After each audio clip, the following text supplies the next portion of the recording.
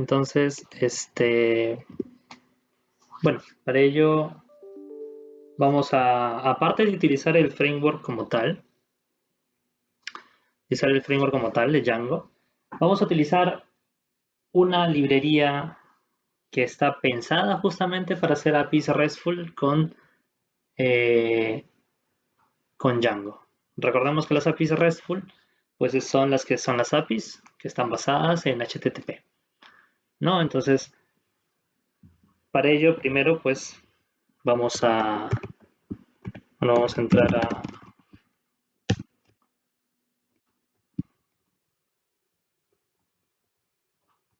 acá.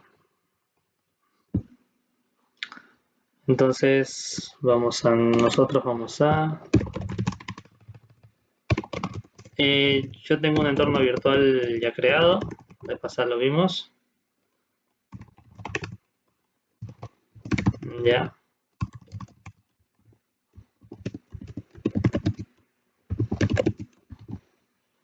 Entonces vamos a crear una carpeta que le vamos a llamar clase 10, si mal no recuerdo.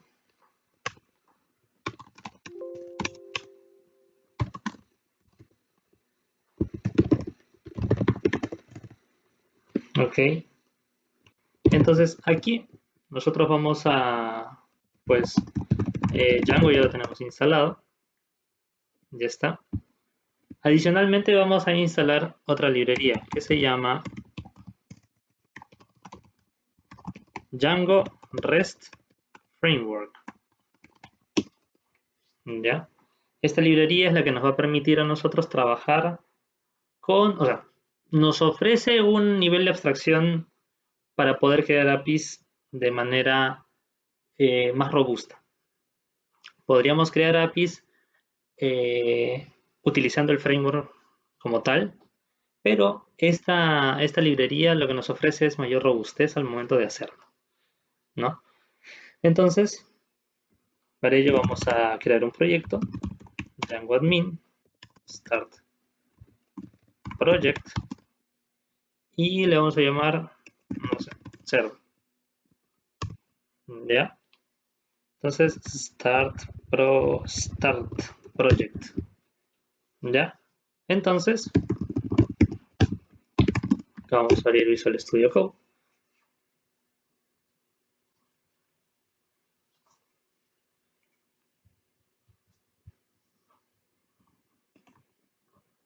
Ok, sí, sí. Entonces tenemos nuestro fichero settings.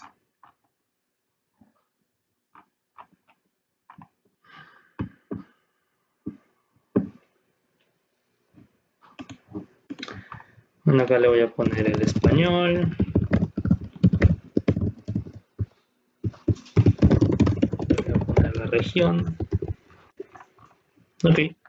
Entonces, adicionalmente, dentro de la variable installed apps, vamos a poner REST framework. ¿Ya? De esta manera lo que nosotros vamos a hacer es añadir esta librería que va a trabajar como una app dentro de nuestro proyecto. Entonces, antes de empezar a trabajar con las APIs, vamos a ver un poco lo que es la parte de la autenticación. Porque vamos a utilizar un sistema de autenticación para esta API. Entonces, dentro de los sistemas de autenticación que tenemos, pues tenemos varios, ¿ya? Cada uno con sus pros y sus contras. Y siempre empezamos con la autenticación básica. La autenticación básica, pues es el método más sencillo de autenticación, pero el más inseguro, ¿ya? Ya que este se basa en enviar el usuario y la contraseña codificados en base de 64, base64, ¿ya? Estas credenciales se van a enviar en la cabecera de las peticiones, ¿ya? Entonces, cada vez que nosotros hagamos una petición, las credenciales se van a añadir a la cabecera. Entonces, base64 es un formato muy conocido que es muy fácil de desencriptar. Entonces, ahí reside pues su inseguridad, ¿no? Entonces, pues no es la que se usa, No es la más usual, de repente a modo de ejemplo se puede usar, pero no para un entorno de producción. ¿Ya? Otro formato que tenemos de autenticación son las keys, ¿no? Las API keys. ¿Ya? Es bastante utilizado, pero acá consiste en enviar una key, una llave, facilitada por la API. ¿Ya? Que esta sustituye en sí a las credenciales del usuario. Entonces, en lugar de enviarle las credenciales en la cabecera directamente, pues nosotros en la cabecera de HTTP, le vamos a enviar esta key, ¿no? Ya, entonces es bastante común en APIs públicas, ¿ya? Porque se le puede, pues, añadir un límite por usuario, ¿no? En mi caso, por ejemplo, voy a abrir Postman. Ahí les he dejado en el chat el link del Postman para que lo instalen. Yo dentro de la empresa consumo una API, este, y que justamente, bueno, no, antes utilizaba API Key, antes utilizaban API Key, ahora han migrado el sistema de autenticación, de ahí vamos a hablar un poquito de ello, pero justamente este me limita la cantidad de veces que yo puedo usarla, o sea, me limita a 20 peticiones por minuto, no lo puedo usar a lo bestia, entonces, bueno, hay que ir cargando. Ya es una opción bastante viable. Otra opción es Con ese, perdón, con ese framework solo se puede 20 por segundo, por minuto, no, no, no, no. cualquier cosa. Le comentaba que en mi caso, dentro de la empresa, yo utilizo una API, utilizo una API que me ofrece la empresa, pero que ellos han limitado el uso de esa API a 20 peticiones por minuto, ¿no? Y es porque, pues, puedes hacer ese tipo de cosas, ¿no? Al momento Ok, de usar este tipo de keys, ¿no? Entonces, es un poco distinto a la navegación tradicional en web, que pues tú le puedes ir actualizando a la vez, puedes ir solicitando las veces que te venga en gana, pero no está pensado para ello, ¿no? Ya que normalmente en una página tradicional, una, una landing page, por ejemplo, que es informativa, solamente vas a ver una vez la información y ya va a estar completamente visualizada. No necesitas volver a cargar la página porque no está pensado de esa manera, ¿no? Entonces, pero es muy distinto al uso de un API, ¿no? Que se utiliza como interfaz, bueno, un API RESTful como interfaz entre un frontend y un backend, ¿no? Para separar la lógica del frontend y la del backend. Entonces, pues ahí tiene mucho sentido poder limitar el uso.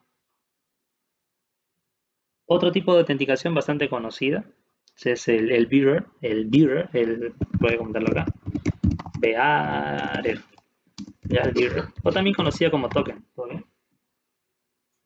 Bien. O también que son las conocidas como token, ¿no? Los token authentication. Ya, y es que pues se basa en proveer al usuario, al cliente, un token, que pues es una cadena de caracteres generalmente bastante larga, y que pues se le entrega luego de que se autentica por primera vez. Una vez que ya se autenticó, pues se le ofrece un token. Y ese token pues va a suplir las credenciales que el usuario va a enviar cuando haga las peticiones, ¿no? El cliente va a enviar cuando haga las peticiones.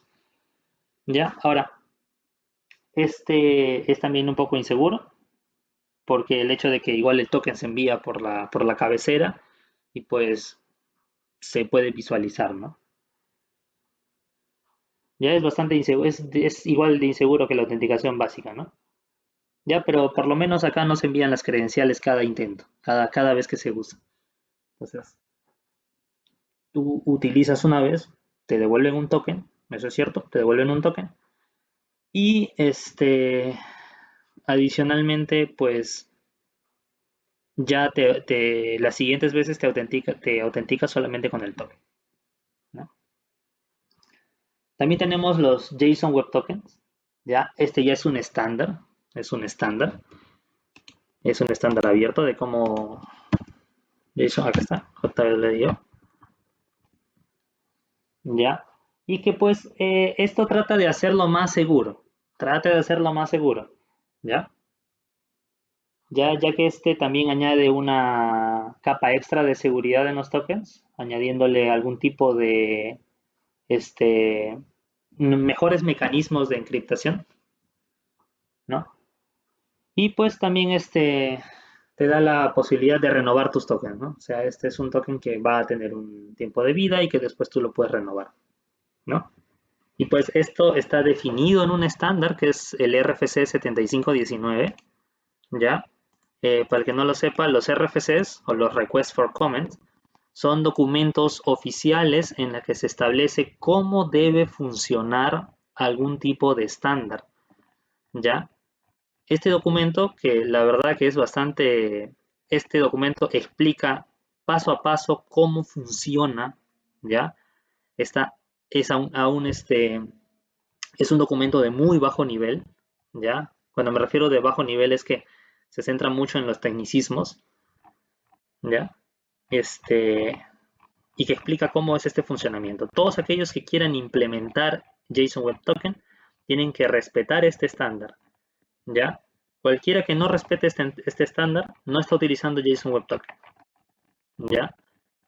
Entonces las RFCs definen el comportamiento de este estándar. Hay RFCs para muchísimas otras cosas, ¿ya? Por ejemplo, RFC HTTP es la 2616, por ejemplo. Acá especifica cómo funciona el protocolo HTTP, ¿no?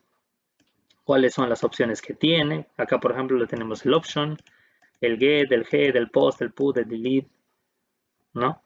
Y explica muy a detalle cómo funciona ese protocolo. Incluso acá te nombra todos los errores de la familia 4, ¿no? Que es cuando falta algo.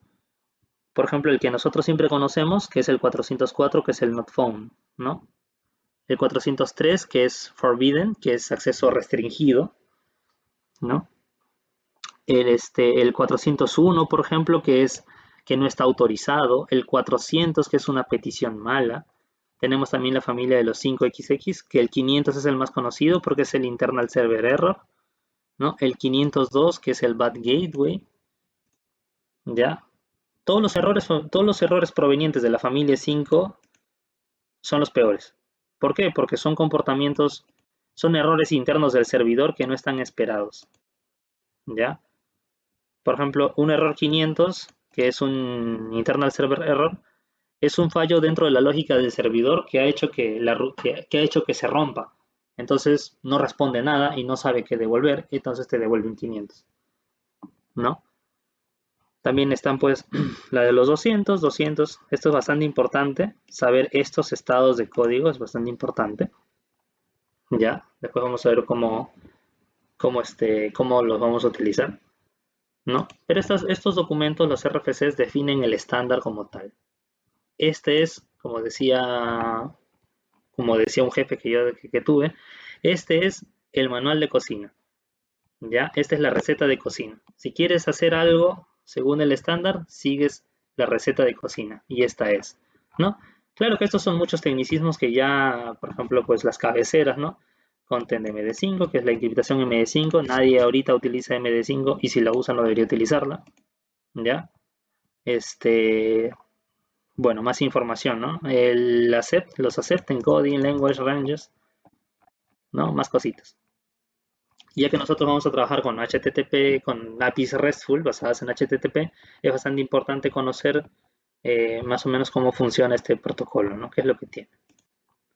¿No? Ahora, esto es, como les comento, esto es de muy bajo nivel, se centra mucho en los tecnicismos. Hay muchas cosas que ya pues se explican pues de una manera más amigable, ¿no? Pero quien quiera entender correctamente cómo funciona este estándar, pues está la RFC, ¿no? Ok, entonces esos son los JSON Web Tokens.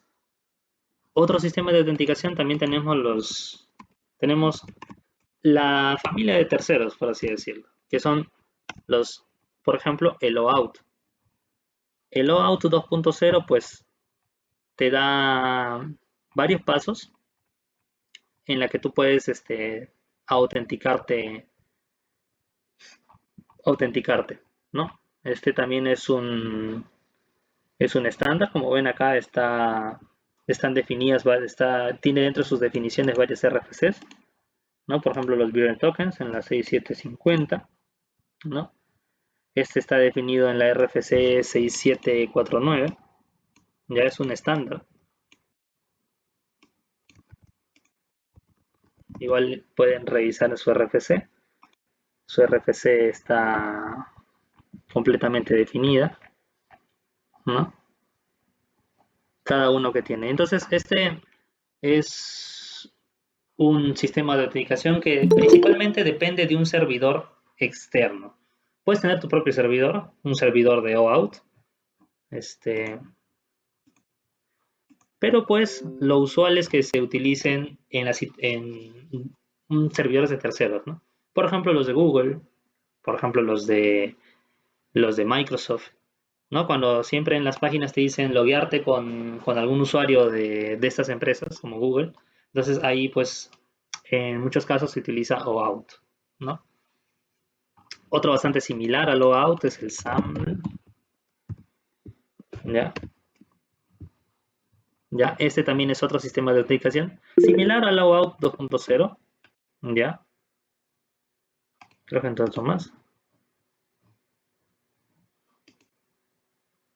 Ya, similar al OAuth 2.0. Ya, esto depende mucho de cómo quieres trabajar tú. Cada uno tiene sus pros y sus contras y también su propia complejidad. ¿Ya? El OAuth, por ejemplo, requiere un servidor OAuth y te requiere de un tenant ID, un client ID, un secret ID, en las cuales tú vas a definir el flujo, ¿no? También trabaja con tokens. Y por ejemplo, en el caso de Microsoft, utiliza, aparte de usar el OAuth, también utiliza su Active Directory, donde están registrados sus usuarios, y le ofrece una capa más de seguridad, ¿no? Entonces, existen muchas formas de autenticarse. Depende de cada uno cómo trabajar y depende de las condiciones en las que uno está trabajando. En mi caso, me hacen trabajar con OAuth 2.0, ¿no? Y la verdad que trabajar con eso, si bien te ofrece bastante seguridad porque le puedes incluir la autenticación de 2 pasos, solicitando un token adicional, pero pues como les comento, depende mucho de la situación en la que uno se encuentra. Entonces, ¿cuál de todos estos es mejor? ¿Cuál es el mejor sistema de autenticación? Pues para gustos y colores no han escrito los autores. Definitivamente la básica no deberías utilizar, tampoco el token tradicional. Eso no deberías utilizar, ya que su sistema de autenticación es bastante básica. Sí podrías utilizar JSON Web Token, podrías utilizar OAuth. No hay uno mejor que el otro, ¿ya? Mucho va a depender de la forma en que usemos ese tipo de autenticación, ¿ya? Porque si te van a, por decir, si tienes miedo a que te hackeen porque existe algún fallo, pues es más fácil que ataquen a tu sistema que al mismo protocolo. Vulnerar el protocolo ya son casos de día cero y esas son en las que mucha gente se reúne a solucionarlo. Pero lo primero que van a atacar es a tu sistema. Antes que a tu sistema, a tu personal. ¿Ya? A tus empleados, a tus usuarios. ¿No? Entonces, teniendo un punto intermedio, podría ser JSON Web Token. Y pues justamente nosotros vamos a utilizar JSON Web Token para hacer estas APIs que corresponden a esta clase, ¿no? Ya que hacerlo con OAuth requeriría más tiempo, más cosas, porque es bastante complejo, solamente nos tardaríamos configurándolo, nos vamos a tardar un rato. Entonces, la más simple y que no es muy básica es JSON Web Token, ¿no? Otra forma también sería utilizando un certificado. Yo, por ejemplo, tengo un certificado que me ha otorgado la empresa. ¿ya? Un certificado en formato PFX, y eso me lo ha otorgado la empresa, y yo con este certificado puedo utilizar esta API. Ese certificado lo gestiona la misma empresa, ellos tienen su propio sistema de seguridad y confían en su sistema de seguridad. Entonces yo tengo que apegarme a los lineamientos que ellos tienen. Entonces, utilizar un certificado también es algo válido, siempre y cuando tengas seguridad de que tus certificados no van a ser manipulados, ¿no? Entonces, bueno, he visto un par de los temas de autenticación. Mencionarles que son las RFCs, bastante importante. Muchas cosas se definen aquí. En mi época de universidad me hacían leer muchas RFCs, las RFCs de protocolos de enrutamiento, de lo que es la RFC de qué es una IP, ¿no? Entonces, ahí también se define, y pues en mi época de universidad me hacían leer muchos estos documentos. Entonces, bueno, acá tenemos un del JSON-WebToken.io. Acá nos ofrece un poco la forma en la que está escrita estos JSON, ¿no? Y está bastante separado. Aquí está la cabecera. Acá, por ejemplo, nosotros definimos qué tipo de algoritmo de encriptación estamos utilizando. En este caso es de la familia SHA-2, que es el SHA-256, ¿ya? Que es un tipo de hash. El hash es un protocolo de encriptación de datos. Entonces, este es SHA-256, ¿ya? Actualmente el SHA-256 es virtualmente irrompible. Eh, de hecho, para poder descifrar un SHA-256 se requeriría una potencia de cómputo muy alta y por lo menos un par de décadas, ¿no? Para desencriptarlo. También está la otra familia, o sea, un poquito más arriba, que es el SHA-512. SHA-512 es más robusto que 256.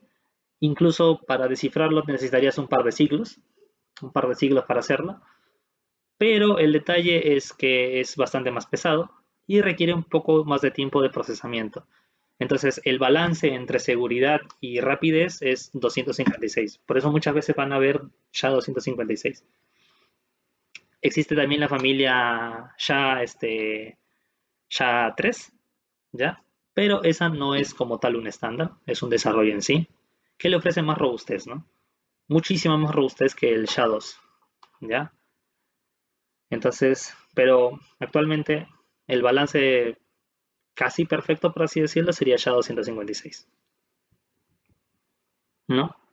Entonces por acá, y acá está la información, ¿no? La información, pues acá te ofrece una firma, ¿no? Entonces, acá tiene, bueno, SHA-256. Existen muchos otros algoritmos, ¿no? ESPS, ¿no? Entonces, el más común es este de acá. Y como es el que me está más balanceado, por así decirlo, ¿no? Entonces, para nosotros poder utilizar JSON Web Token dentro de nuestro proyecto de Django, pues podríamos implementarlo manualmente, pero también tenemos un plugin, install, un plugin basado en el REST Framework que nosotros teníamos, Django REST Framework,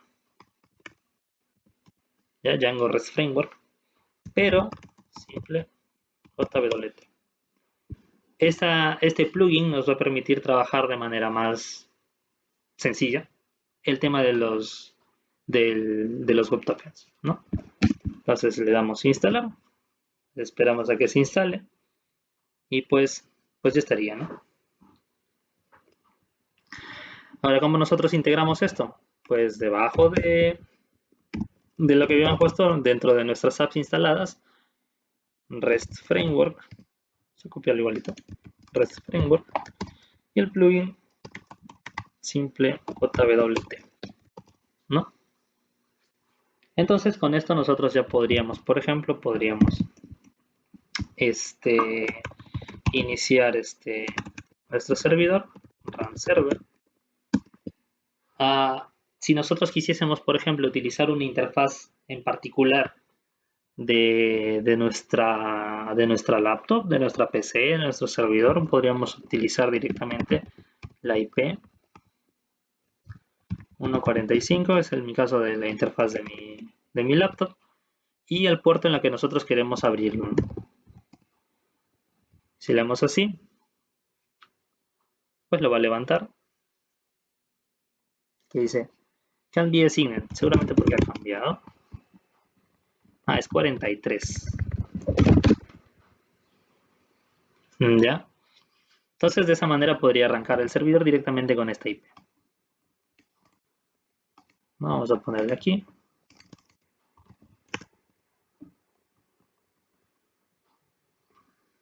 Ahora, acá es un mensajito que nosotros tenemos que indicarle a Django que nos acepte esa IP. Y así que dentro de la variable allowed host, nosotros podríamos indicar cuál queremos. Si le ponemos asterisco significa que va a aceptar cualquiera, ¿no? Entonces ahora nosotros actualizamos. Y espera que se reinicie. Y ahí está. Y es el proyecto de Django que nosotros teníamos de base, ¿no? Entonces, ¿cómo nosotros ahora vamos a empezar a crear una API, ¿no?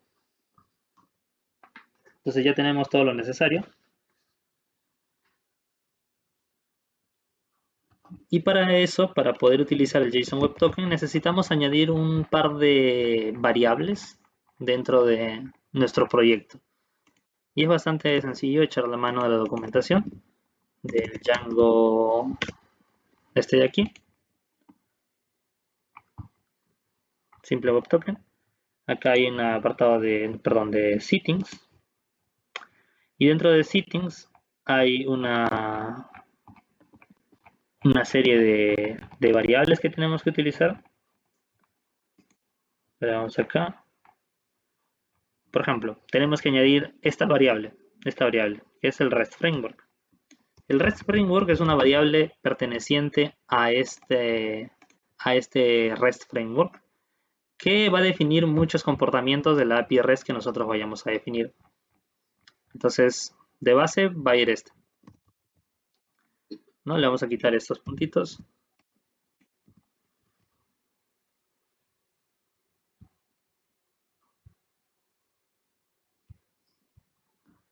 ¿Ya? ¿Y qué nos refiere? Que para el tema de la autenticación vamos a utilizar este tipo de autenticación, ¿no? Ok. Adicionalmente, bueno, esta es la parte de los views. Adicionalmente, hay otra más, que esto es ya más que todo para la customización del comportamiento del JSON Web Token.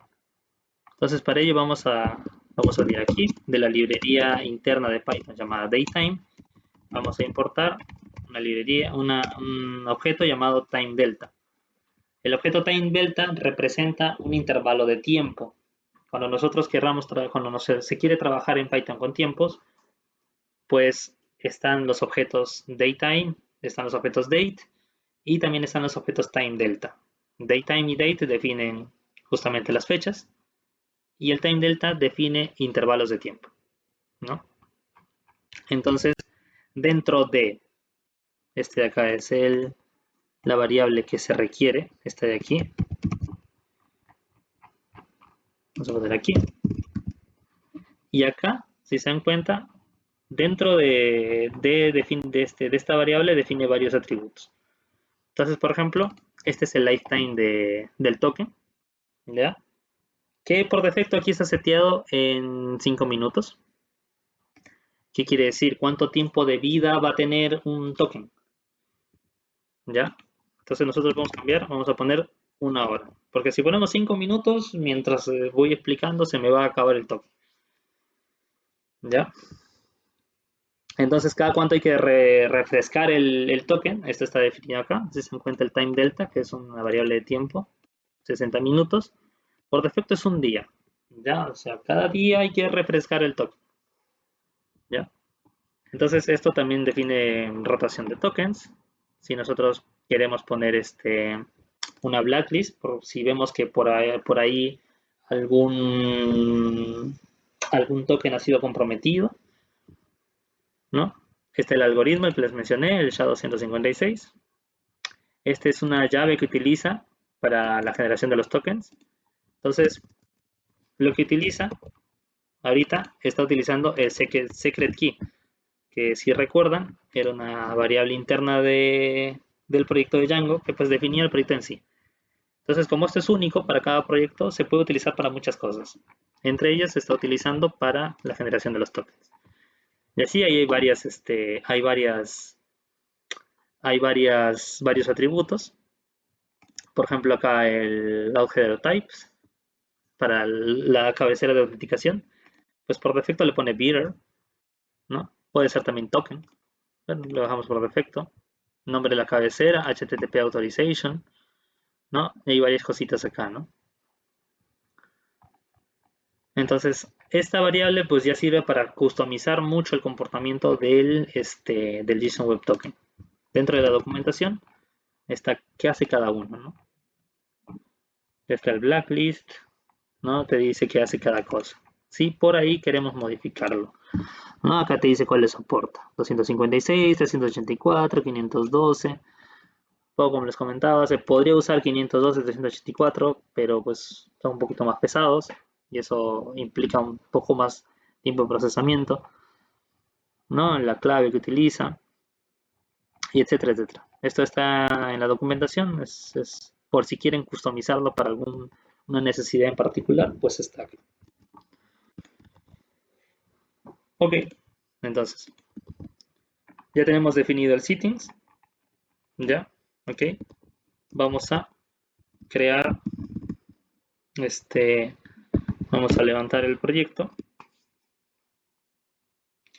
Y pues está funcionando correctamente. Pues acá nos dice que hay 18 migraciones sin aplicar.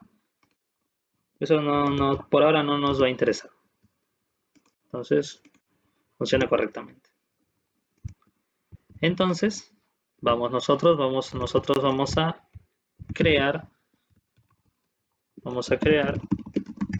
una app startup. Vamos a crear nuestra app core. ¿Ya? Acá va a estar nuestra app core. Vamos a añadirlo a nuestras apps.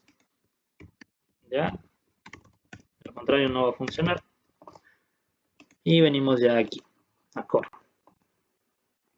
Entonces, vamos a crear una vista. Una vista, no, primero esto.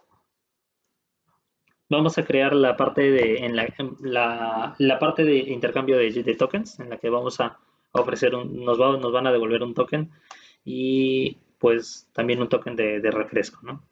De refresh.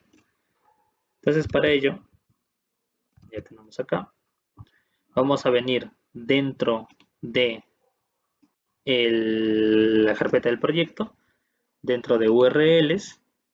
Aquí nosotros, bueno, voy a activar mi entorno virtual, si no me va a traer error. ¿Ya? Dentro de la carpeta URLs nosotros vamos a llamar de REST Framework, simple JSON Web Token .views. Vamos a importar dos librerías. Vamos a llevarlos al token obtain per view y al token refresh view, ¿no? Entonces acá nosotros vamos a definir un path que vamos a llamar API token. Y acá, ¿qué le vamos a decir? Le vamos a pasar las vistas. ¿Ya? Entonces, como ya nos ofrece una vista directamente ya hecha, simplemente le llamamos token refresh per view punto, aquí es bastante importante, lo llamamos con el método asView. Cuando nosotros definimos vistas basadas en clases, al momento de llamarlas necesitamos definir este objeto, este método, asView. De lo contrario, nos va a tener un error. Si son vistas basadas en funciones, no hay problema. Simplemente se pone la función. Entonces ponemos el name. Y este va a ser token obtain p. No. Vamos a definir otro path. Se va a llamar API token. Y este le vamos a llamar refresh. Y este va a ser token refresh view as view. Y le ponemos name token refresh. Ya. Entonces, con esto ya podríamos decir que está la parte de los tokens ya hecha. Entonces, para eso vamos a venir vamos a levantar el servidor. Voy a levantar con localhost para evitar esto. Entonces, nosotros vamos a venir aquí, vamos a cerrar esto.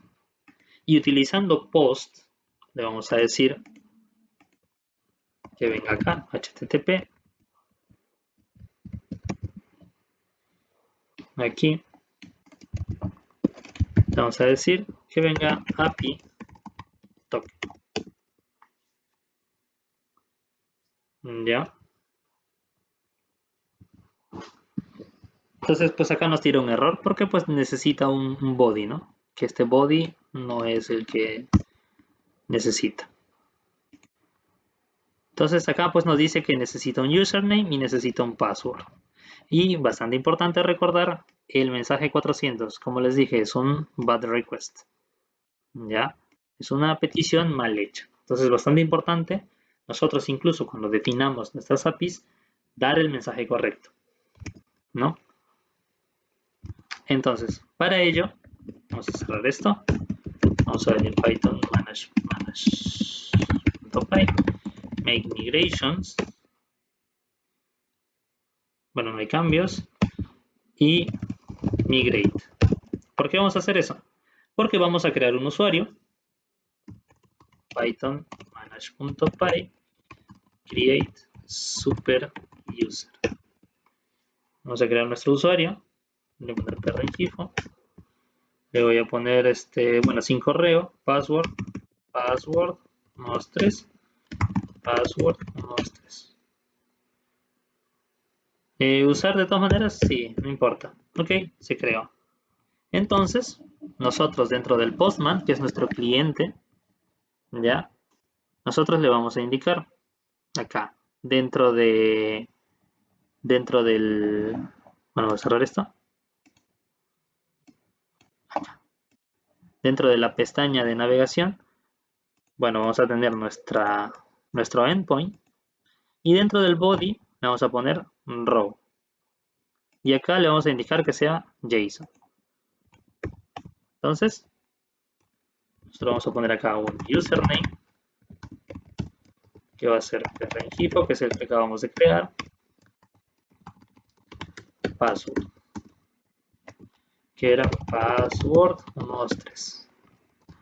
Y ahora sí, nosotros vamos a enviar esta información. Nos va a tirar error porque el servidor no está levantando.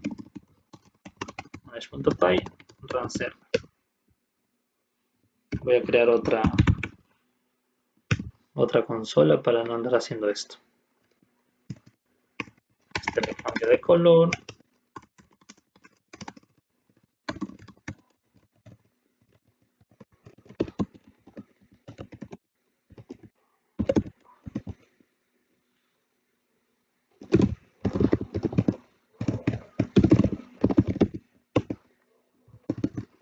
Ya, ok.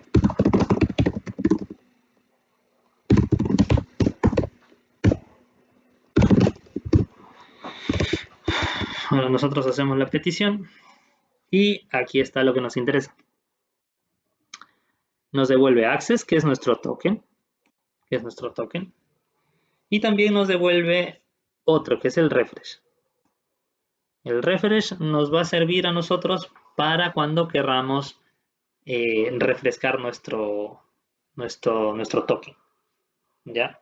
Entonces, para eso vamos a venir aquí, vamos a abrir otra pestaña, vamos a esperar que cargue, es el mismo de aquí, token, y recuerda que hemos definido un refresh. Dentro de body ponemos raw y ponemos JSON. Y aquí, bastante importante, vamos a utilizar nuestra clave de refresh. De esta manera, vamos a poner aquí refresh y le vamos a pasar este refresh que tenemos aquí. Y ya está. Entonces, si nosotros enviamos, está con método get, recordemos que tenemos que usar el post. ¿Se acuerdan del 405? Método no permitido, ¿no? Vamos a utilizar el post. Hay varios métodos, ¿no? Los más conocidos son get, post, get, post. Es importante también el put, el patch y el delete.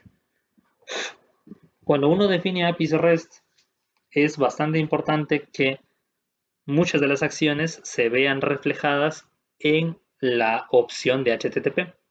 Si nosotros queremos obtener información, pues un get. Si nosotros queremos crear un elemento, pues utilizamos post. Si nosotros queremos actualizar, utilizamos put. Si nosotros queremos actualizar algo muy puntual, utilizamos patch. Y si nosotros queremos borrar un elemento, pues utilizamos delete. ¿Ya?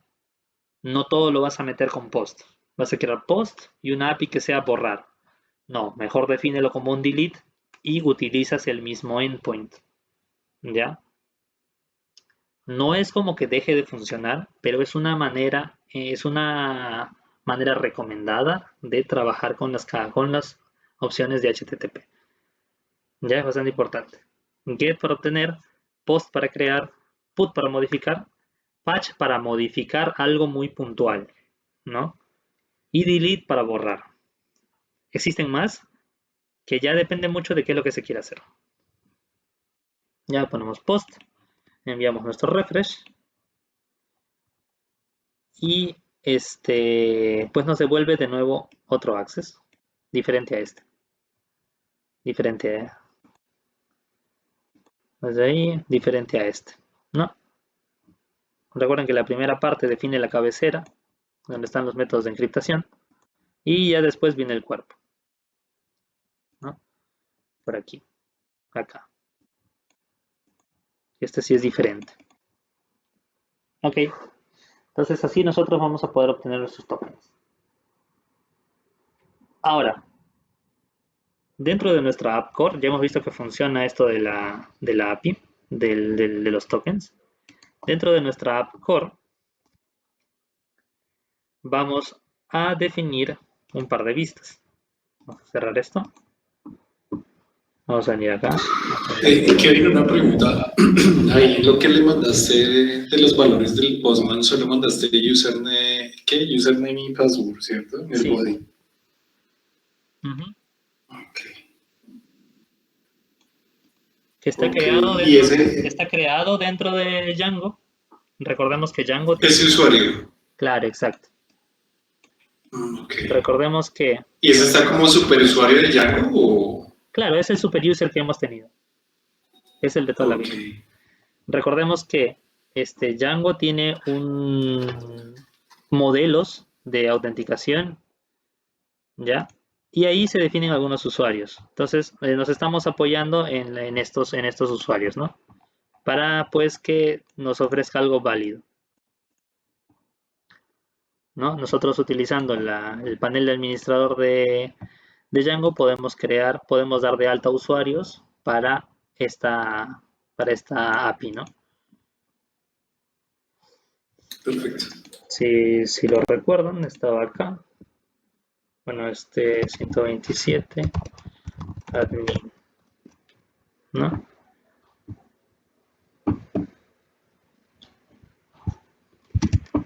¿Está levantado? Sí, ¿no? Ya. Aquí tenemos nuestro GIFO, password 123. Y aquí nosotros podemos crear usuarios, podemos dar de alta a nuestros usuarios y podemos definir grupos de usuarios, por ejemplo, grupo para API, ¿no? Y podemos hacer uso con esta base de datos, ¿no? Entonces así, si nosotros vamos a querer darle acceso a nuestra API a algún determinado usuario, pues tendríamos que darle de alta en ese grupo, ¿no? O en ese listado. Entonces ahorita, por motivos prácticos, estamos utilizando solamente el superuser. Y es el admin, ¿no? Pero ya es modificable ese tema. Ok. Vamos a venir acá a nuestra app core. Vamos a venir a las vistas. Vamos a venir a las vistas. Y de aquí vamos a importar un par de métodos. ¿Ya? Dentro de REST Framework existe el método status. ¿Ya? Este status es el que nos va a definir si es un 200, si es un 201, si es un 404, etc. También vamos a definir de REST Framework.views. Vamos a llamar a uno que se llama API View. El API View va a ser un objeto que nos va a permitir crear vistas directamente para la API. Esta no es una vista para una página web, ¿no? Solamente para API. Y de REST Framework vamos a llamar a response y vamos a importar lo que se llama response. Perdón, no es, este es el response, acá está. Entonces ya podemos crear nuestra vista. Ahora sí vamos a crear una vista basada en clases. Vamos a crear una clase. Y vamos a llamarle, por ejemplo, API público. Esta va a ser un API que va a funcionar sin token. Entonces le vamos a decir que herede de API View. Y como es una cosa que está heredada, ya API View tiene métodos bien definidos. Que nosotros podemos definir el método get. ¿Ya? Entonces, como API View ya tiene definida dentro de sí las opciones de HTTP, nosotros en nuestra clase API pública vamos a utilizar ese método ya existente y lo vamos a modificar. ¿No? Entonces, ¿qué es lo que va a hacer este get? Vamos a decirle que va a devolver un response. Y acá en el response le vamos a indicar que nos devuelva algún tipo de información. Entonces podemos nosotros indicarle aquí que nos devuelva, por ejemplo, status code. Status code es bastante... siempre se pone esa información, ¿no? Status code. Vamos a ponerle un mensaje. Message. Así que es un OK. Vamos a decirle que es un data. Que va a decir API pública. ¿Ya? Ok. Y aquí, como parte del response, vamos a pasar el status. ¿Y qué va a hacer el status? De status vamos a decirle que, y aquí se dan cuenta, acá tiene todos los status de HTTP. No path gateway, network authentication required.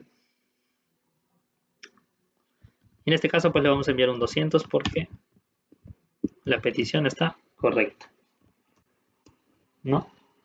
Entonces, cuando nosotros vengamos aquí, tenemos que añadir ahora esta API a la vista.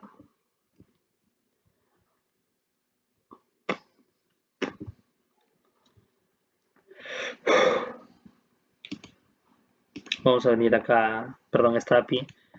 Vamos a añadir los endpoints. Vamos a decirle acá, path API. Podemos decirle, por ejemplo, podemos decirle que acá sale de include, va a venir acá, podría ser include los core.urls y podríamos definir dentro de core, new file, vamos a poner urls.py y de urls vamos a definir un url patterns igualito como está aquí, vamos a importar esto de aquí. Este admin lo vamos a quitar, no nos sirve. Este de aquí también lo vamos a quitar. Y aquí vamos a definir API pública. Entonces, aquí en API pública vamos a nosotros a importar from.views import API pública. Es decir, que venga la API pública as view. Recuerden eso, porque si no nos va a tirar un error. Y le ponemos un nombre. API pública. Entonces vamos a ver que nos actualice esta vaina.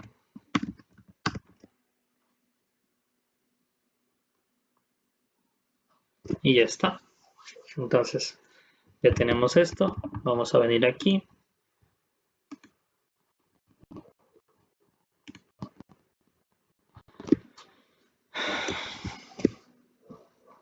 Vamos a poner HTTP. Este mismo de aquí. Solamente que este va a ser API. Hay que respetar la cosa que nosotros hemos definido. Dentro de la URL principal le hemos dicho que va a crear un endpoint con esta estructura que va a tener un API. Y luego más adelante, luego de esto, vamos a incluir las URLs que están dentro de nuestra app core.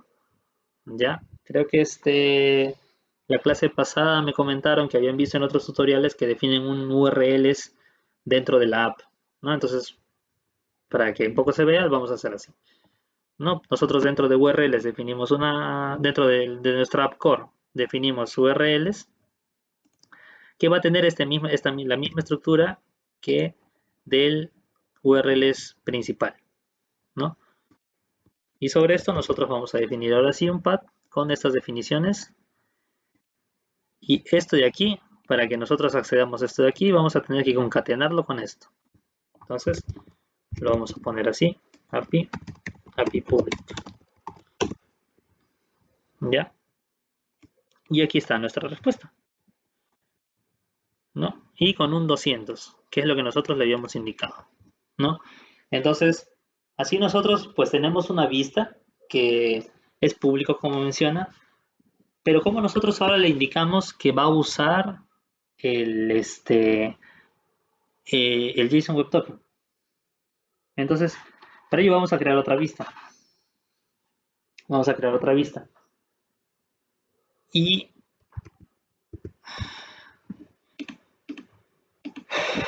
perdón. Ya vamos a crear otra vista. Le vamos a llamar API privada. También va a heredar de API view. Y le vamos a definir un get también. Self. Siempre recibe un request. Y le vamos a decir return. De la misma manera le vamos a poner todo esto.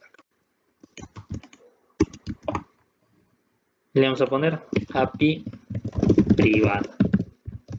Y ahora, ¿cómo le indicamos que debe respetar el JSON Web Token? Entonces, para ello, vamos a venir de REST Framework.permissions y de acá vamos a importar un objeto que se llama isAuthenticated. Entonces, para nosotros definir que respete esa autenticación, vamos a definir un atributo llamado permission classes y acá vamos a poner isAuthenticated de esta manera. Entonces, es un atributo que se está heredando de API view, Entonces vamos a utilizar esa opción. Vamos a venir aquí. Bueno, este es el general. Vamos a ir a nuestras URLs. Vamos a poner path API privada. Vamos a importar API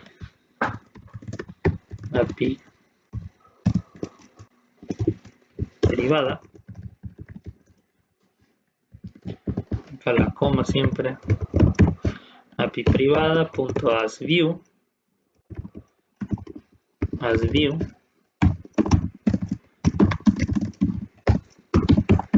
privada. Ok.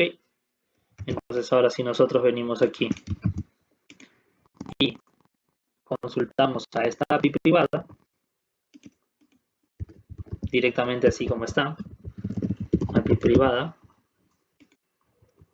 pues nos ofrece el mensaje 401 no está autorizado, las credenciales de autenticación no se proveyeron, ¿ya? Entonces nuestra autenticación estaba funcionando bien. Entonces,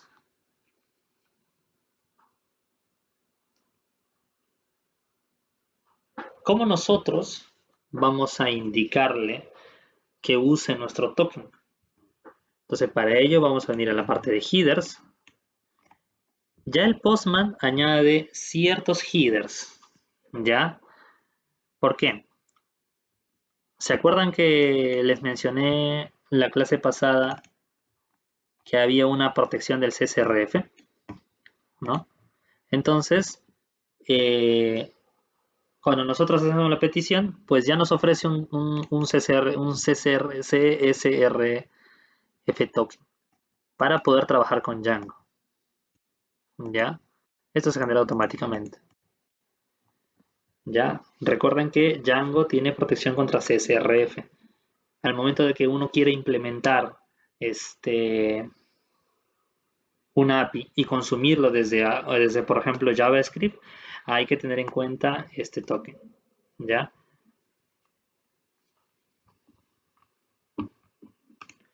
Entonces, de acá le vamos a poner authorization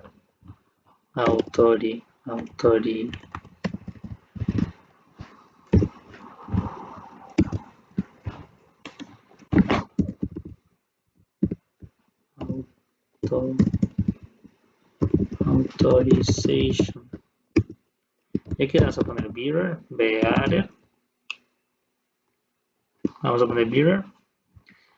Y aquí vamos a, dentro del header, nosotros vamos a utilizar nuestro token, ¿no?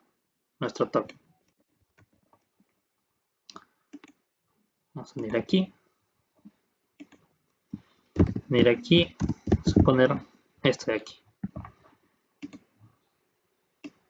Y una vez que nosotros le hemos puesto el token, ya nos dice que es un status 200. ¿Ya? Entonces, ¿cómo nosotros vamos a consumir? Es que nosotros tenemos que poner dentro de nuestra petición el header, que va a ser authorization y bearer y el token. Importante también el CSRF, que lo provee, bueno, que al momento de interactuar el Postman con Django, pues ya se negocia, ¿no? Y hay que tener bastante en cuenta porque posiblemente si ustedes lo hacen y lo van a tratar de consumir con su JavaScript, van a chocarse con la protección de Django que les va a decir que error de CSRF o incluso error de CORS, ¿no? Ese es otro aspecto que hay que tener en cuenta. Y una ventaja que ofrece Postman es que puedes ver aquí en esta opción código. ¿Ya? En la que te dice cómo lo puedes consumir. Y tiene múltiples lenguajes. Por ejemplo, tenemos, bueno, directamente HTTP, como sería esto. Tenemos JavaScript utilizando Fetch, utilizando jQuery y utilizando el XML HTTP Response, ¿no? Acá tenemos con C, el libs.url. Tenemos Node.js con Axios. Tenemos PHP. Tenemos PowerShell, ¿no? También está JavaScript, perdón, Python, utilizando request y HTTP client. Entonces, eso te ofrece, también está con Go, mira, ¿no? Te ofrece el Postman, cuando tú vas a hacer tus peticiones, ya te ofrece un código para que tú lo puedas consumir, ¿no? Ok, entonces, así es como nosotros podemos utilizar esa autenticación que hemos definido y en buena hora que le hemos puesto más de 5 minutos, porque si no, pues a cada rato tendríamos que ir actualizando el token, ¿no? Ahora, ¿cómo nosotros podríamos, por ejemplo, ¿dónde está? Vamos a por acá. ¿Cómo nosotros le podemos pasar variables?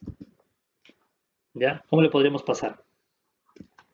Entonces, nosotros podemos definir dentro de nuestro código,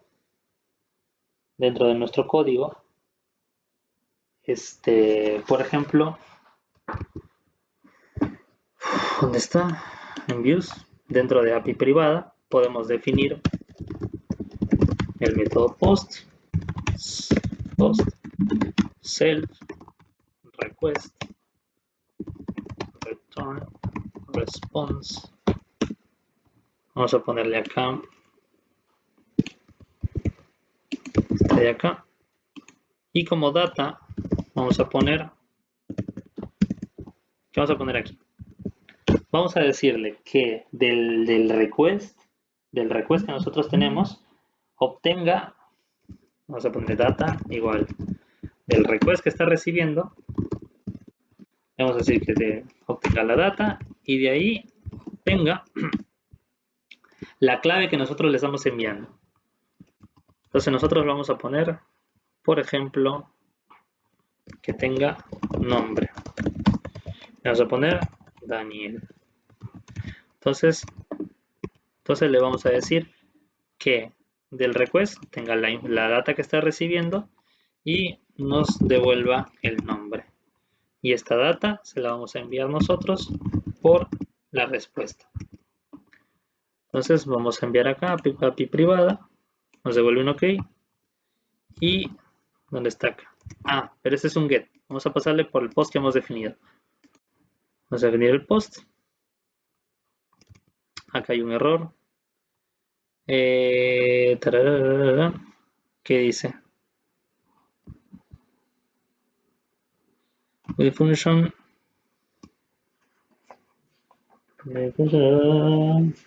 Ok. Ah, perdón. Acá me equivoco. Tiene que pasárselo por parámetro. Ok, que actualice el servidor. Lo vamos a enviar. Y ya nos devuelve este de acá. ¿No?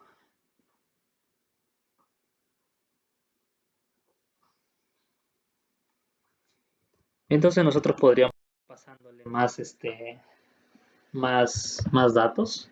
Por ejemplo, nombre. De repente por ahí la edad. 17.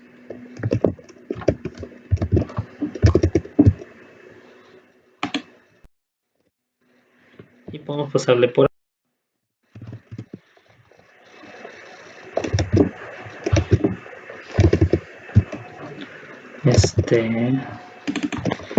nombre acá, nombre, edad, hacer un request.data.get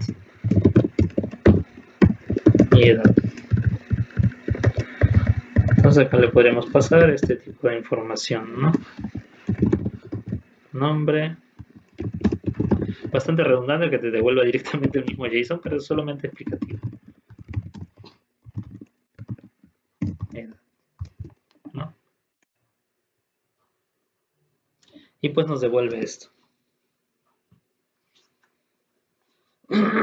Entonces, de esta manera nosotros hemos creado primero una parte de autenticación. Ya hemos utilizado JSON Web Token. Si desean, pueden probar con otros métodos de autenticación. El OAuth, por ejemplo.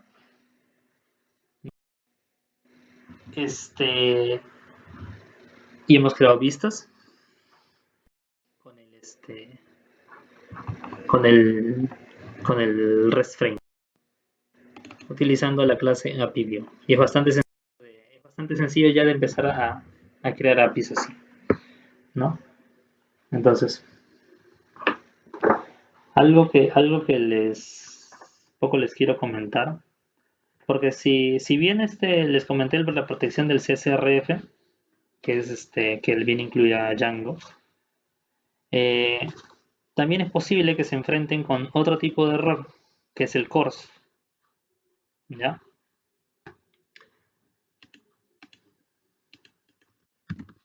Es el CORS. El CORS es control de acceso, ¿no? Intercambio de recursos de origen cruzado. Y es cuando tú quieres consumir, pues, desde otro lado. Entonces acá esta documentación de Mozilla es bastante buena. Explica cómo funciona el CORS, ¿no?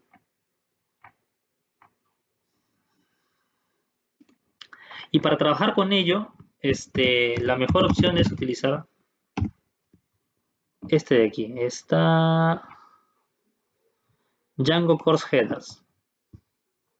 ¿Ya? Este Django Course Headers es el que les va a permitir trabajar con los cores. Es bastante sencillo de utilizar.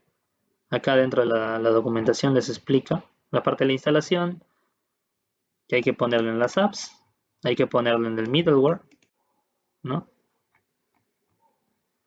Y tienes ahí para aceptar, ¿no? Course allow all origins o allowed origins, ¿no?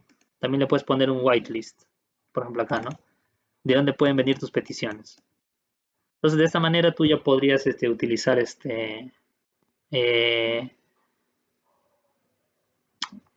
tu API desde otro lado, ¿no? Entonces, en nuestro caso estamos utilizando Postman, ya un poco resuelve esos temas, pero a nivel de código no lo muestra, ¿no? Claro que nos da un ejemplo que ahí podemos integrarlo, pero para que puedan trabajar con ello, utilizar el course head. No es bastante, solamente es añadir esto, incluso métodos permitidos, ¿no? Es bastante sencillo añadir esto y ya está, resuelto, ¿no? Allowed origins y trusted origins, ¿no?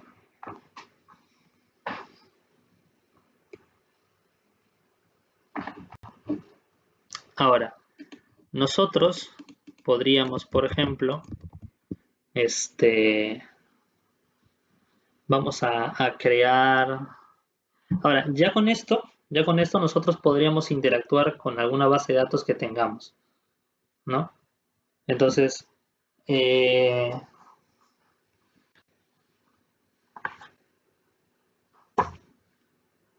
se podría partir, por ejemplo, a ver, un momento.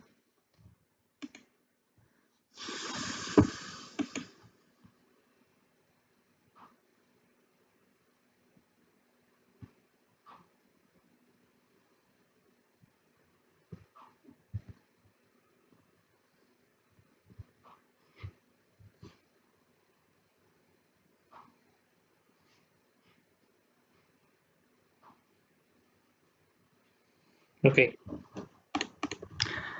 Dentro de nuestros modelos podríamos crear algo similar a lo que hicimos la clase pasada.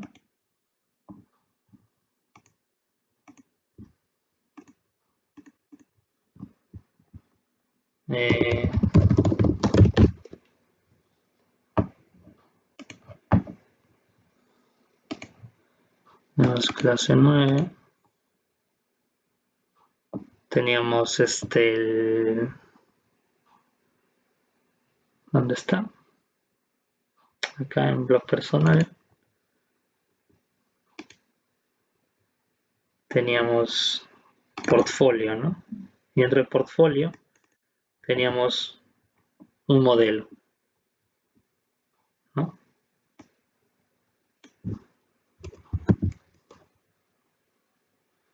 Que podríamos añadirlo acá.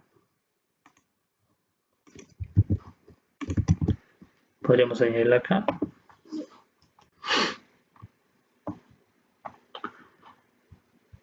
Ahora me marca una especie de warning acá al final.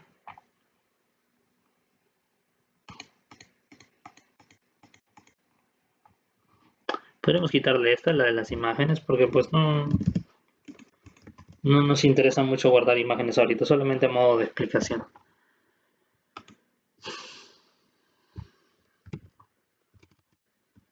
Dentro del admin habíamos creado también habíamos registrado nuestro admin. Ah, cierto. Ahí lo vamos a poner acá. Tenemos from .models import project y project admin. Tenemos esto. De models no habíamos importado todo, habíamos importado esto. Y ya está. Entonces teníamos acá nuestro modelo. ¿No? Entonces podríamos poner aquí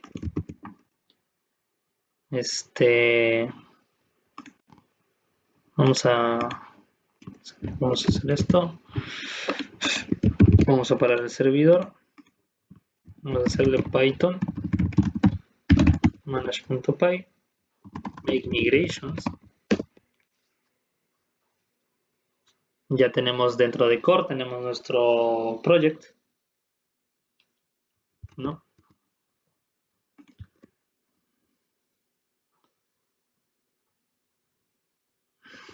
Ya. Y vamos a ir acá Python manage.py migrate. Ok. Migramos. Perfecto. Entonces, vamos a poner en marcha el nuevo servidor.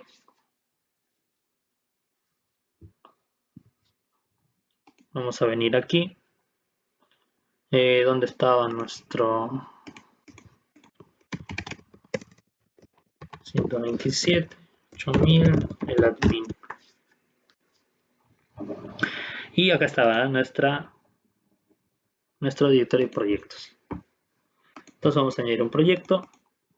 Vamos a ponerle título, por ejemplo, curso, bueno, ¿con qué podemos llenar esto? Título.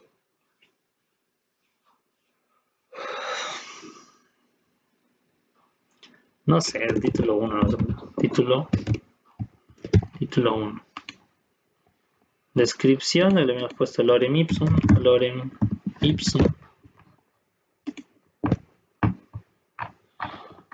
Estamos generando palabras. Esto de aquí.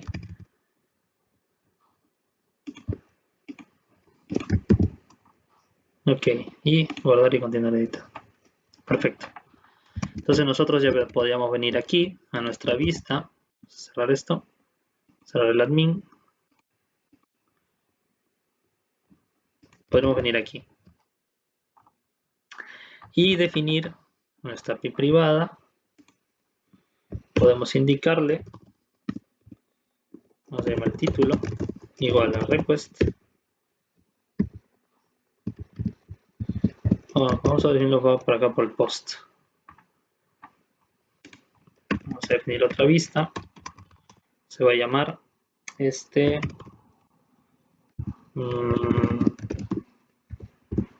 project view, voy a heredar de API view. Le vamos a poner acá un get con un post directamente. Post.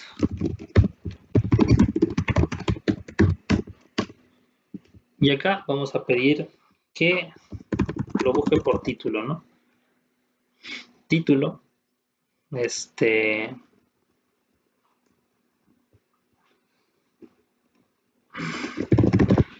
Request.data.get.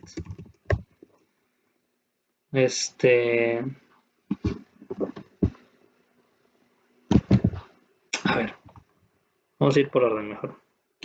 Vamos a poner aquí, vamos a poner un get. Self request. Y vamos a decir que suelte los proyectos. ¿Cómo lo vamos a pedir? ¿Cómo lo vamos a llamar? Vamos a venir acá. From.models. Import project. Tenemos project.objects.all. Ya. Y eso pues es el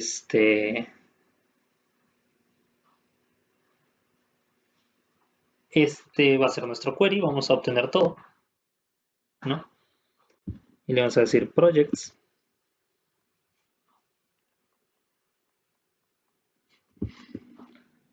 Vamos a decir que haga return response.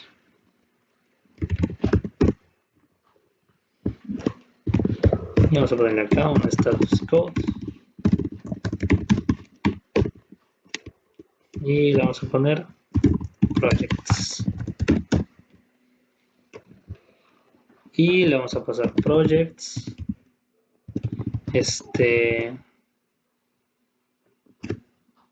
Va a haber un query set. Un query set.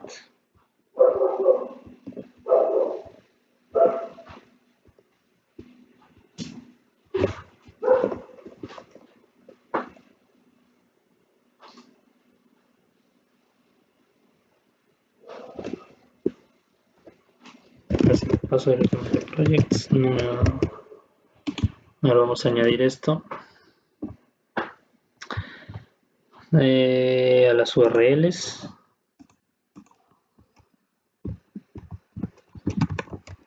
Path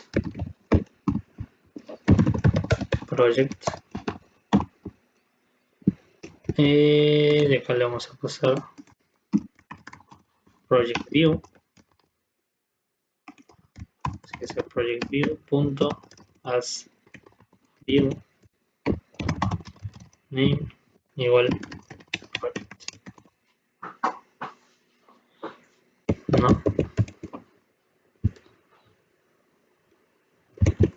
Se recarga correctamente. Vamos a ver qué es lo que nos manda. ¿Dónde está el postman?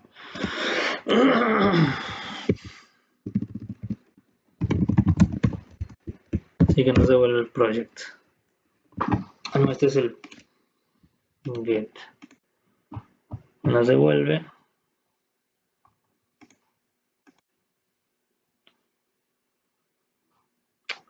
Ah, es un query set.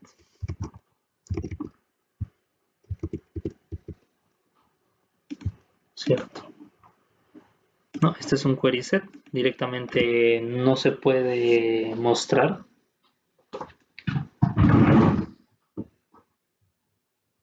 Un momento, por favor.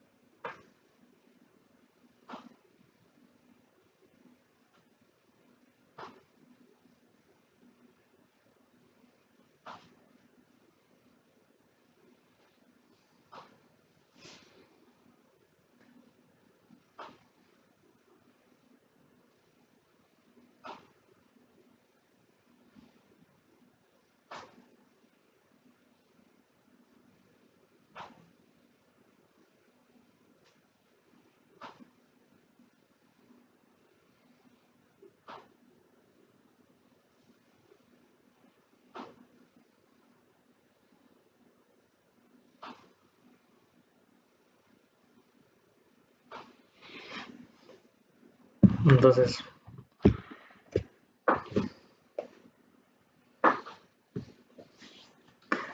¿cómo podríamos perdón, cómo podríamos mostrar los query sets? Pues una opción bastante, pues, ¿cómo decirlo? Poco rudimentaria y para mostrarlo sería utilizando convertirlo directamente a un diccionario, ¿no? Entonces podríamos definir, por ejemplo, data, ¿no? Entonces sería for project in projects, sería data.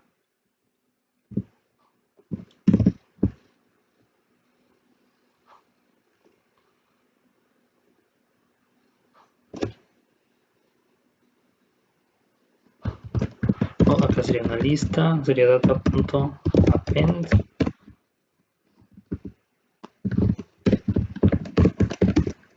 Podemos poner project, acá poner title, project.title. Teníamos description, project.description. Y no tenía nada más. Ah, no, sí tenía más. El created. Dentro del modelo era created, ¿no? Created y updated. Created. Sería project.created.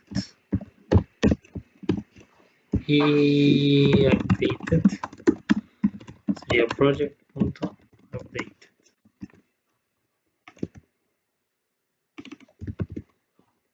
Podremos volver data. No nos marca error.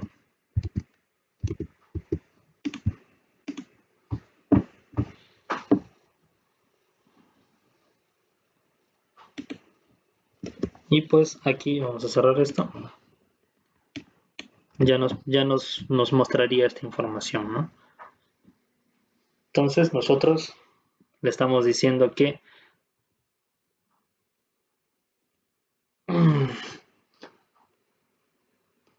nos muestre que, bueno, así estamos obteniendo con el get los proyectos que tenemos acá metidos, ¿no? Podríamos nosotros añadir otro proyecto, título 2. Vamos a poner otro lorem ipsum. Y guardar, ¿no? Ya tenemos dos títulos y cuando nosotros creamos, pues tenemos estos otros, ¿no? Y están como es dentro del modelo habíamos definido que se ordene del más actual al más antiguo, pues se muestra dentro de nuestra API, se muestra de esa manera, ¿no?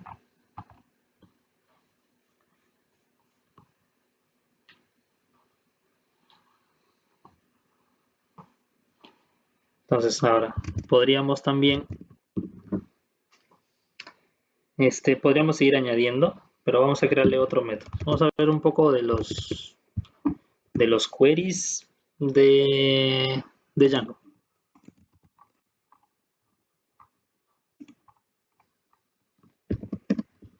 Podríamos poner def, poner un post, self, request,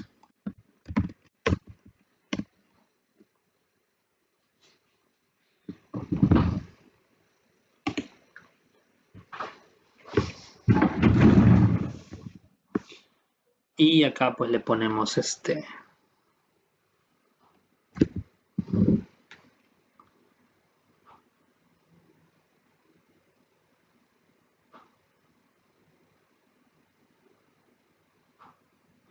acá podremos nosotros definir, por ejemplo, vamos a tener una data que va a venir de request punto data punto get, le vamos a pasar project. Entonces, este post lo que vamos a hacer es para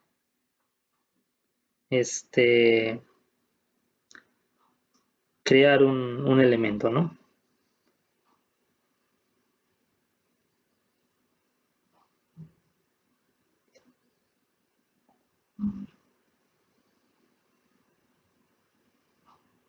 Entonces, para ello pues crearíamos un project dentro de nuestro project, y acá le podríamos decir, por ejemplo, que va a tener el título,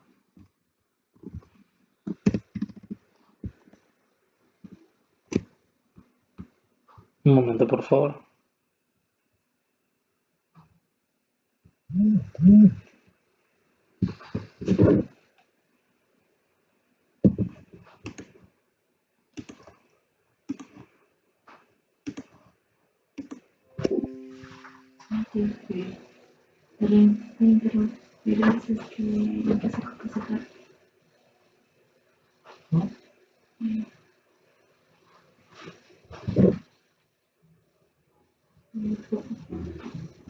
Seguramente para el almuerzo.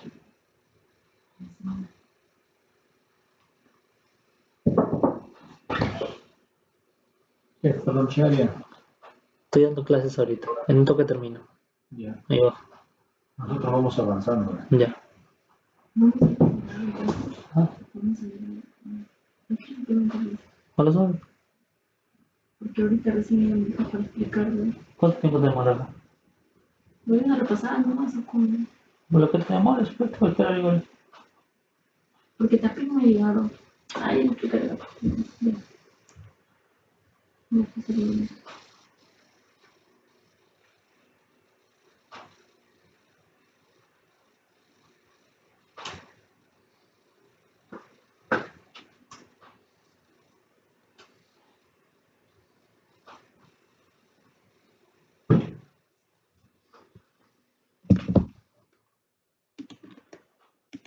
Ok, perdón. Ok, dentro de nuestro modelo teníamos project, tenía title. Vamos a poner el título API. Y acá teníamos description. Vamos a ponerlo igualito como está. Description. Igual le vamos a decir esta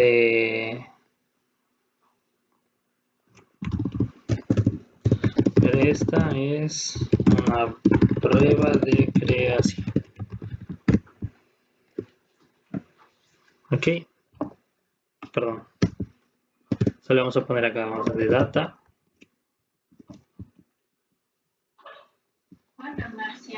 Vamos a decir que jale title,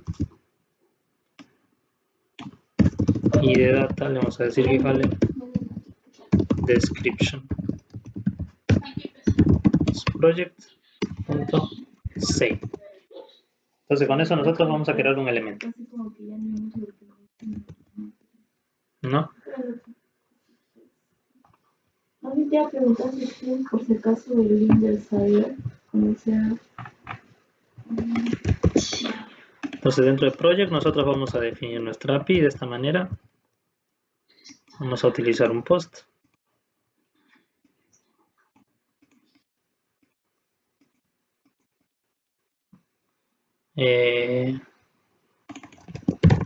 Title. Poner título API. Vamos a poner acá description. Entonces en la descripción vamos a poner, por ejemplo, esta es una descripción desde la API. Entonces, No.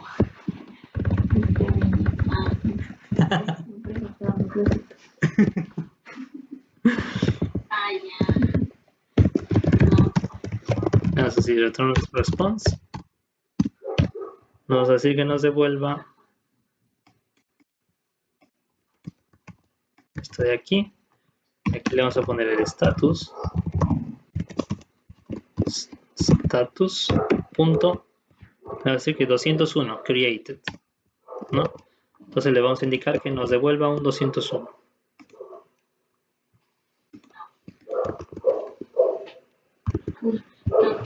Venimos aquí.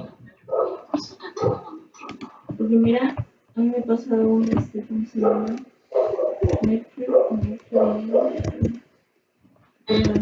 ¿Qué error nos ha tirado? Non-type. Ah, no. Tiene razón. No hemos definido acá. Vamos aquí. Project. Y aquí vendría esto. Recién. Porque le habíamos puesto que jale project. No jaló nada, ¿no? No jaló nada. Entonces, nos devuelve esto. ¿Ok? Con el post. Dentro de esto, el preview post, nos devuelve un 201, created. Y si nosotros le ponemos un get, título 2, título 1 y título API. Entonces así nosotros hemos dentro de nuestra API, hemos puesto una opción para crear. Le podríamos poner acá, ¿no? If project.save, que nos devuelva esto, ¿no? En caso contrario, podrías ponerle un response.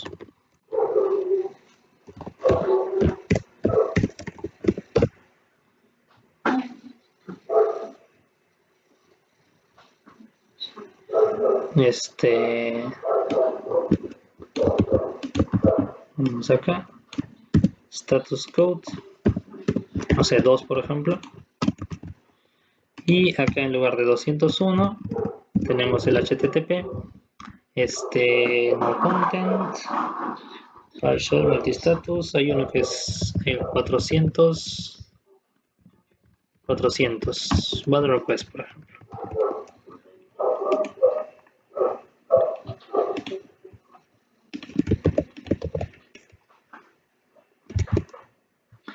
¿No? Entonces así podríamos ir nosotros definiendo más validaciones y mostrando la petición correcta según la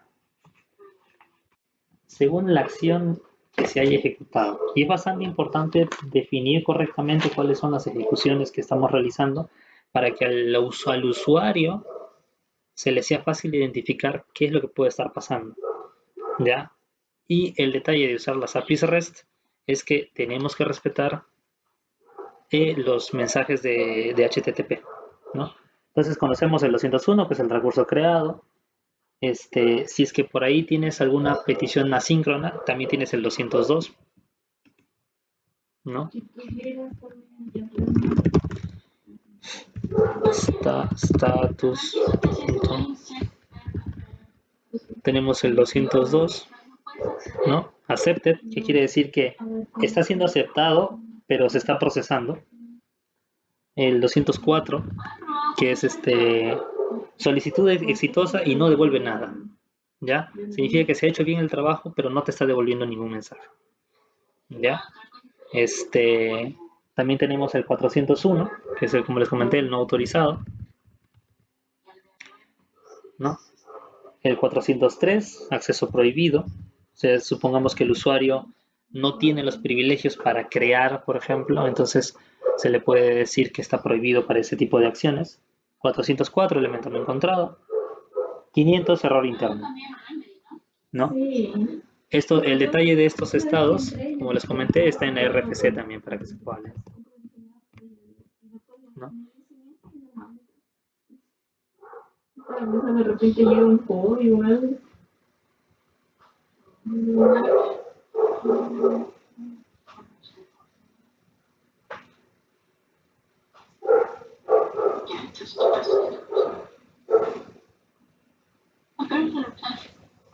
Y no solamente en la Ajá. Porque, bueno, todo está igual.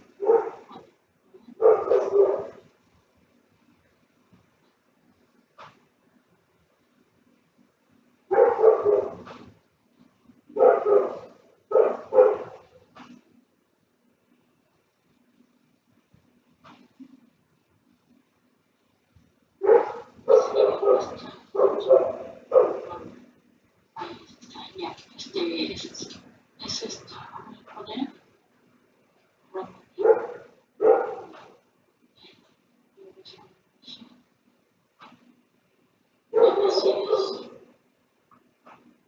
Así es. Ay, no. Perdón. ¿Hasta aquí tienen alguna duda?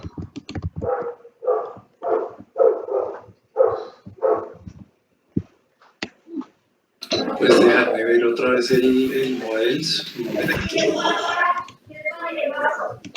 Esto lo definimos la clase anterior, que era, puede ser de un blog, era el título, la descripción. Esto se creaba esto se completaba cuando se creaba el elemento y esto cuando se modificaba, ¿no?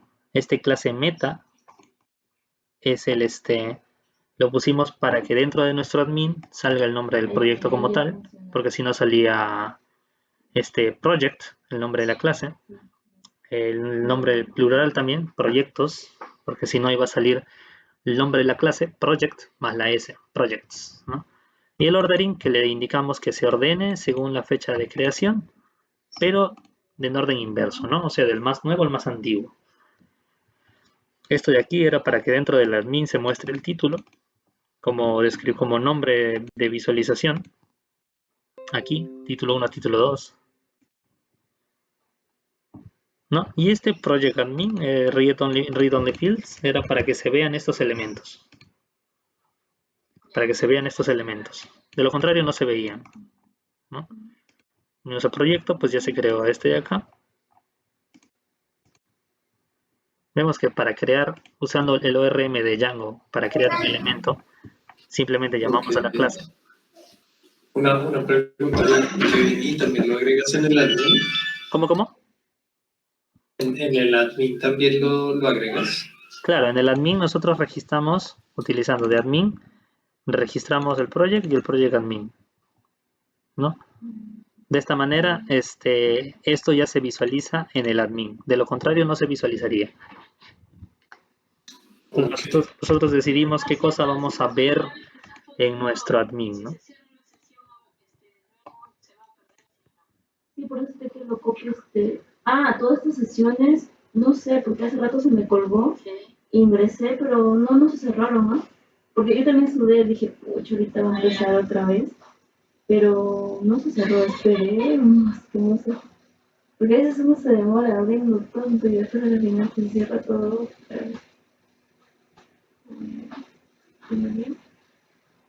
¿No tienen alguna otra pregunta? No, por mi parte no.